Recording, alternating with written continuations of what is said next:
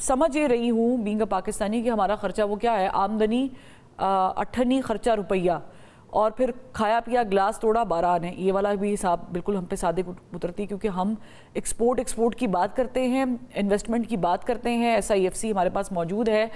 ہم نے ڈیفنس میں بھی اس بار ایکسپورٹ کر کے دیکھی ہے، اچھا پیسہ لانے کی کوشش کی ہے.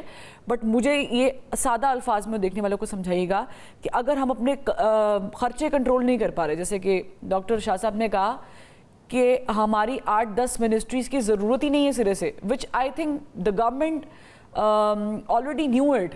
ایسا نہیں کہ وہ ان کو پتہ ہی نہیں ہے کہ کیا کرنا ہے کیا نہیں کرنا، بٹ اٹ اسٹل ایگزسٹس.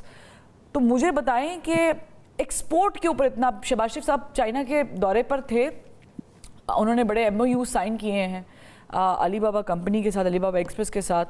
انہوں نے جی ای کامرس پر بھی کام کرنے کی بات کی، ڈیجیٹل ٹرانسفارمیشن پر بھی بات کی، ہیلتھ اینڈ کیئر ایجوکیشن پر بھی بات کی، اور بھی بہت ساری چیزوں پر، ٹیکنالوجی کے اوپر، AI کے اوپر، کہ ہم اپنے لوگوں کو ہنرمند بنائیں گے اور سب وغیرہ وغیرہ. I'm sure you know the details. پر مجھے بتائیں پھر بھی where we stand when it comes to export اور پروڈکشن. دیکھیے ایکسپورٹس اور پروڈکشن وہ نعرے کی دور کے اوپر تو وہ بڑھنے والا نہیں. ایک ایشو اس میں آئینی بھی سامنے آتا ہے اور وہ ہے 18ویں ترمیم.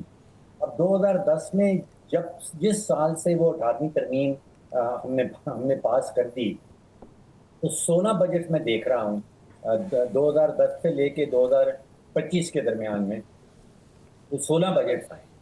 اس میں جو وفاقی حکومت ہے اس کو ایک ٹیکس کلیکٹ کرنے والی اور قرضہ جات لینے والی مشین بن گئی.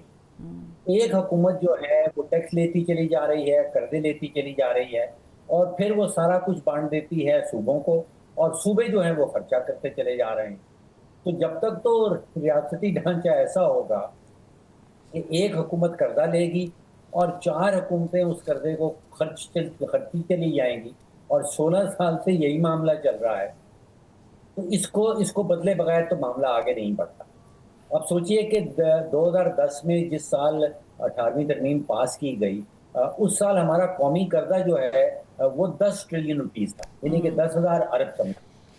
اور آج یہ 16 سال کے بعد جو وفاقی حکومت قرضہ لیے چلی جا رہی ہے تو وہ 10,000 ارب سے ہم تقریباً 100,000 ارب پہ پہنچ گئے. ہاں جی. اب سوچئے کہ 10 گنا ہمارا قومی قرضہ جو ہے وہ بڑھ گیا ہے. تو یہ بجٹ کی جو ایکسرسائز ہے، جہاں تک فیڈرل حکومت کا تعلق ہے، اس کا کام صرف رہ گیا ہے ٹیکس اکٹھا کرنا، ٹیکس بڑھانا اور قرضہ لینا، اور پھر یہ سب کچھ جو ہے وہ بانٹ دیا جاتا ہے صوبوں کے اندر. اچھا، پھر یہ ابھی ڈاکٹر صاحب نے ڈیولپمنٹ کا ذکر کیا، وہ بڑا انٹرسٹنگ پوائنٹ ہے. پچھلے 4 سالوں میں وفاقی حکومت دکھا رہی ہے کہ اس نے کوئی 4 ٹریلین روپیز کی ڈیولپمنٹ اسکیم کی، اور صوبوں نے اضافی 8,000 ارب. تو یہ 8 جمع 4 جو ہے یہ کوئی 12,000 ارب روپیہ پچھلے 4 سالوں میں کہا جاتا ہے کہ ڈیولپمنٹ کے اوپر خرچہ کیا.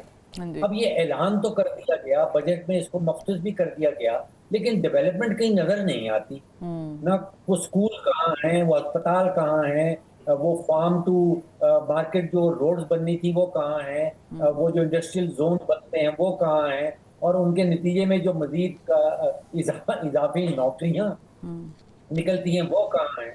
تو 12,000 ارب وفاق نے اور صوبوں نے مل کے تو ڈیولپمنٹ میں خرچ کر دیا.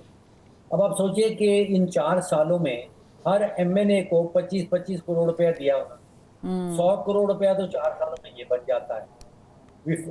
جو صوبائی حکومتیں ہیں انہوں نے MPS کو 30 کروڑ روپیہ دیا ہے. اب یہ کوئی 600-700 ارب روپیہ جو MNA اور MPS میں بڑھ گیا. ڈیولپمنٹ کہیں نظر نہیں آتی. اس کا اعلان ہوتا ہے، بجٹ میں اس کو اماؤنٹ مختص کی جاتی ہے، لیکن آپ کو اور مجھے کہیں نظر نہیں آتی. تو یہ اس سے بہتر یہ ہے کہ یہ ڈیولپمنٹ بند ہی کر دیں. ایگزیکٹلی. یعنی کہ آپ کہہ رہے ہیں کہ جو چیزیں آن پیپر ہمیں بتائی جاتی کہ پیپر پہ یہ چیز موجود ہے، وہ بنیادی طور پہ موجود ہی نہیں ہوتی، اور یہی میرا خیال سے ہمارے بہت سارے لوپ ہولز ہیں.